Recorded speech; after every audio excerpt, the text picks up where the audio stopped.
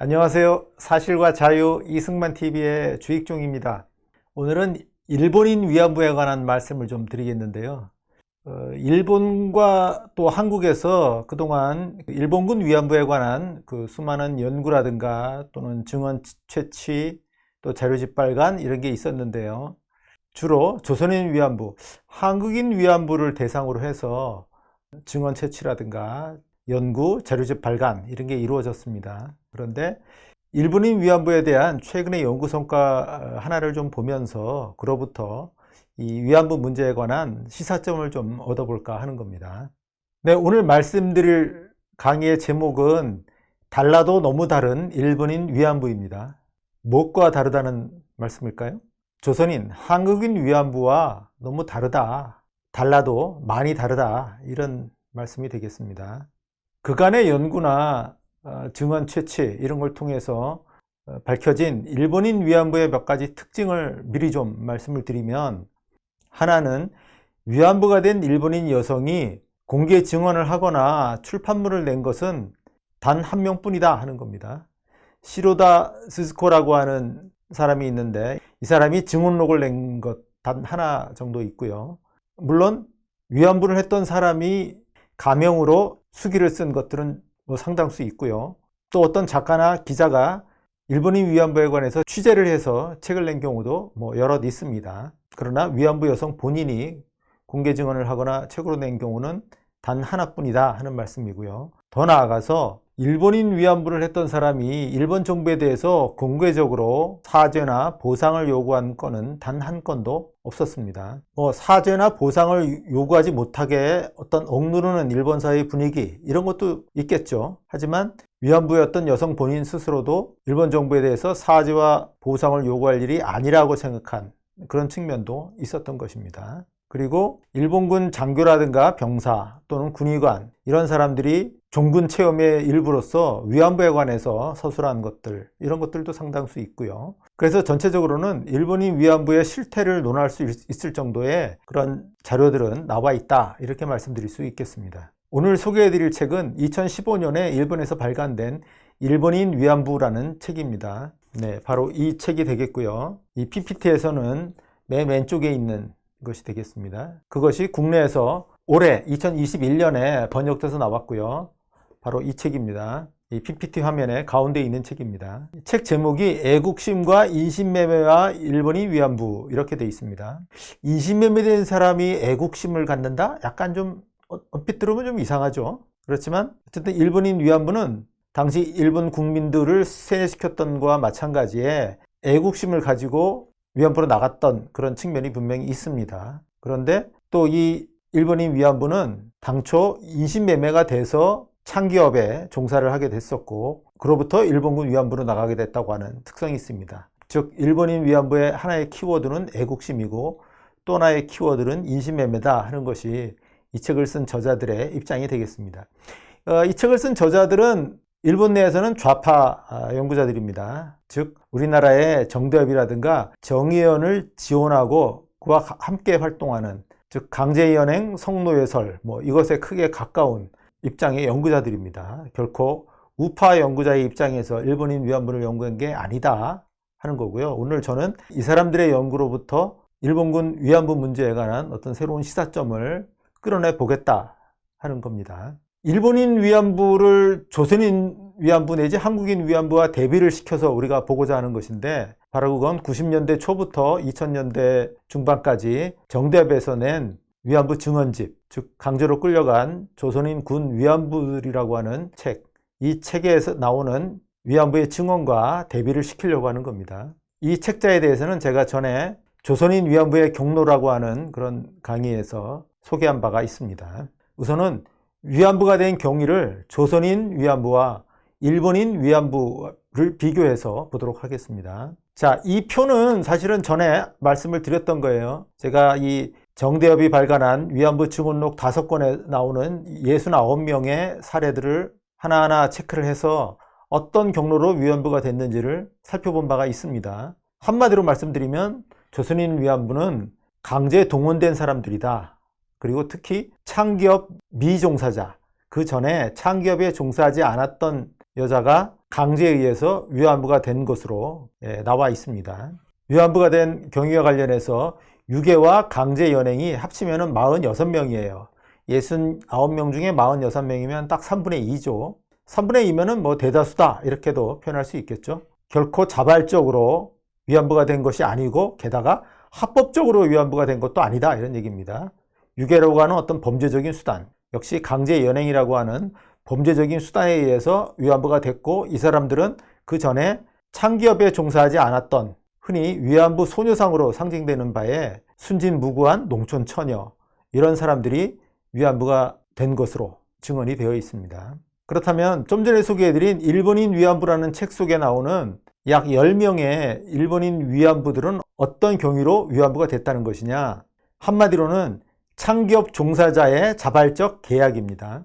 10명 전원이 과거에 기생, 게이샤였다든가 공창이나 사창, 이런 유곽에 있던 창기였다든가 메이슈야라 그래서 겉은 술집처럼 내걸었는데 실제로는 작부가 몸을 파는 그런 술집이 있습니다. 그걸 메이슈야라 그러는데 어쨌든 그런 창기업 종사자가 위안부가 된 거고요. 그리고 이 사람들은 어떤 강요에 의해서가 아니라 자발적으로 자기 의사로 위안부가 된 거예요. 어떤 동기냐? 거액의 전차금을 받기 위해서다 하는 겁니다.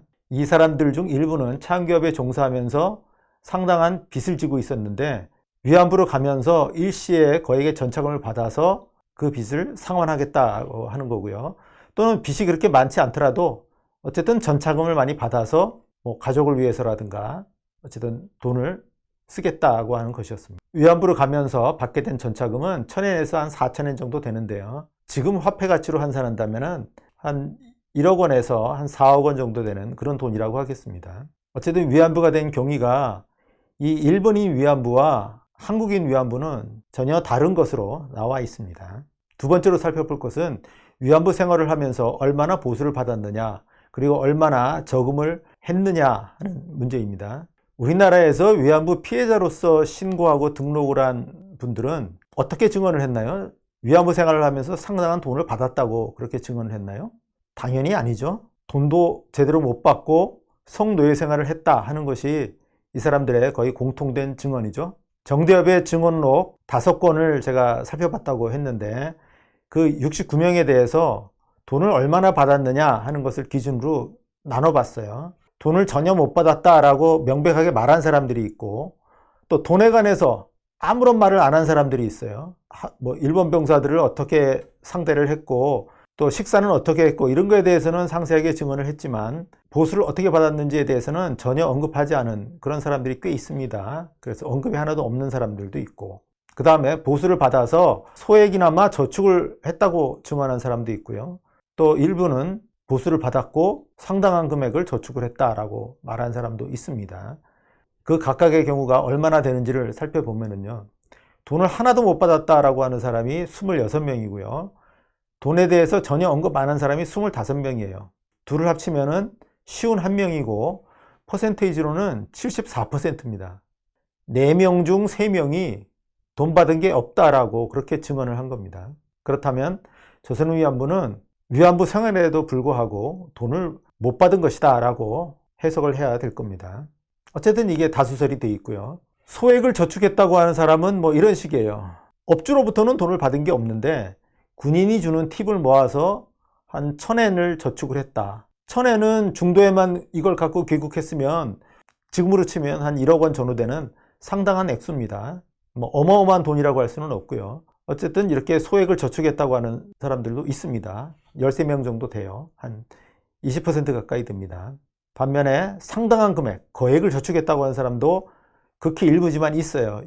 69명 중에 5명이 이에 해당이 되는데, 잘 알려진 위안부죠. 문옥주 씨.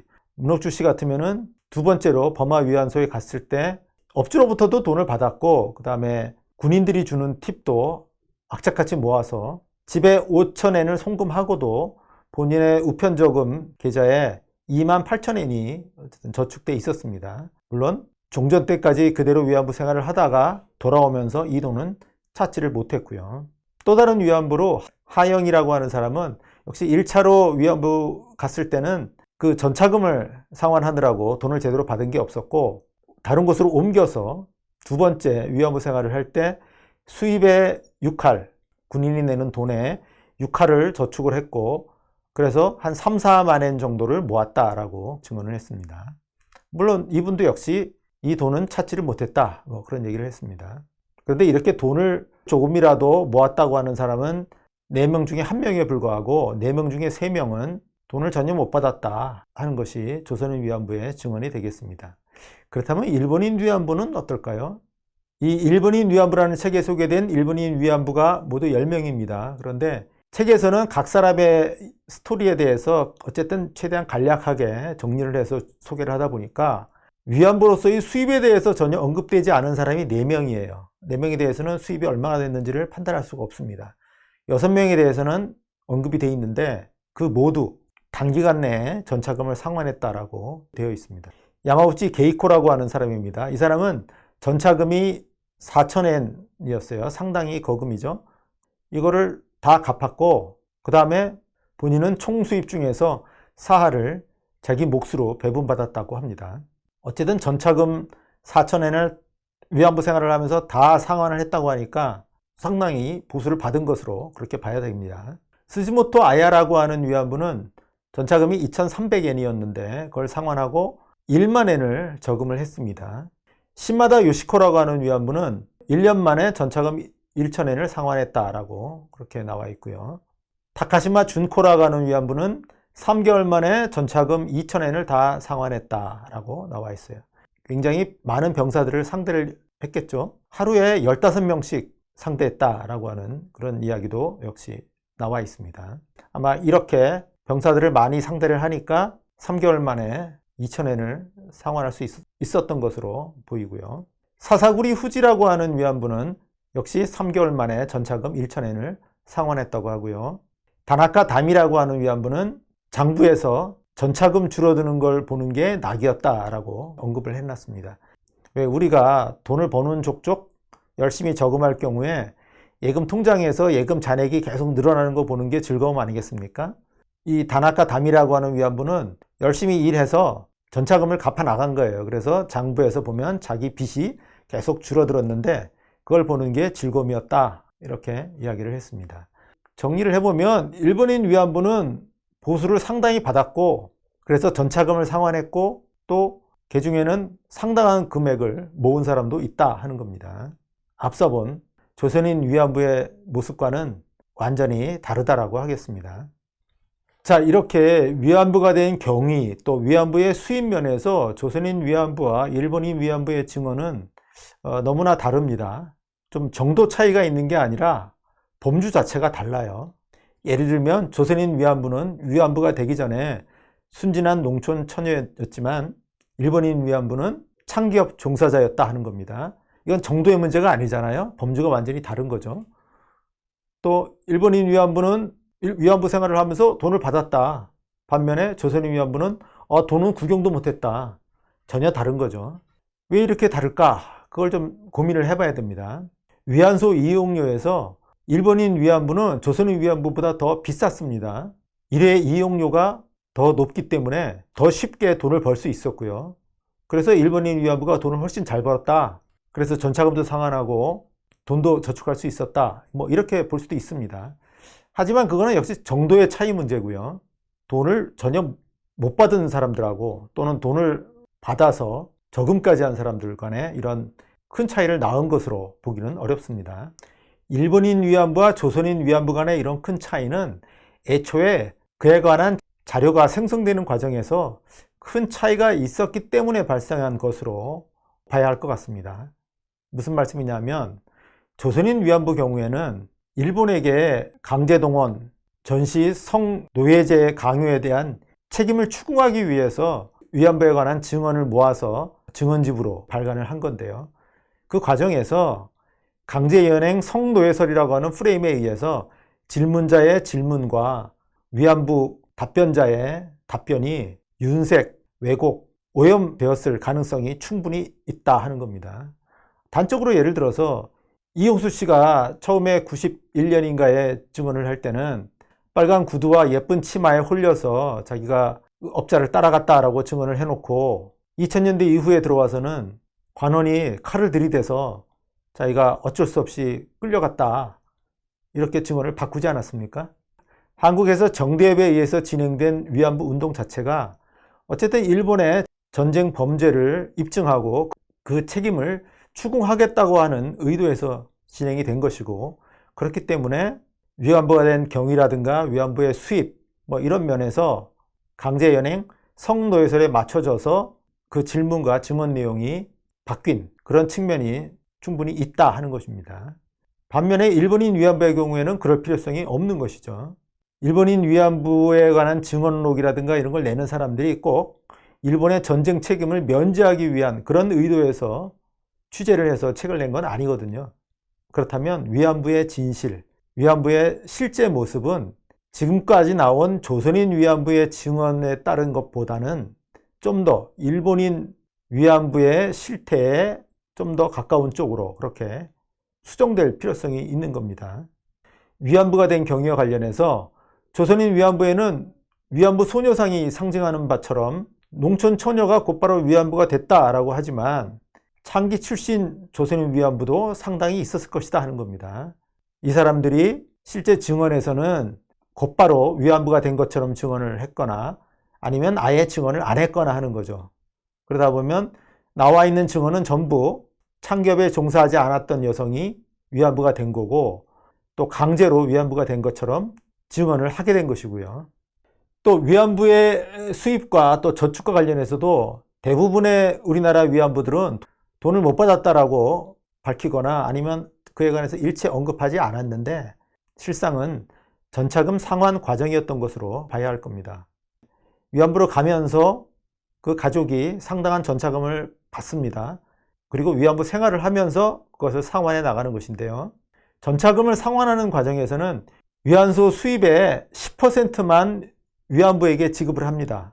업주와 위안부 간에 원래 5대5로 나눠야 되는데 40%를 전차금 상환에 쓰는 거고요. 10%만 위안부의 소득으로 지급이 된 거죠. 개개 위안부는 그 돈으로 화장품도 사고 옷도 사야 되니까 당연히 쪼들렸을 것이고, 그래서 위안부 생활을 하면서도 돈을 제대로 못 받았다라고 본인은 기억을 하고 그걸 증언을 한 것이죠.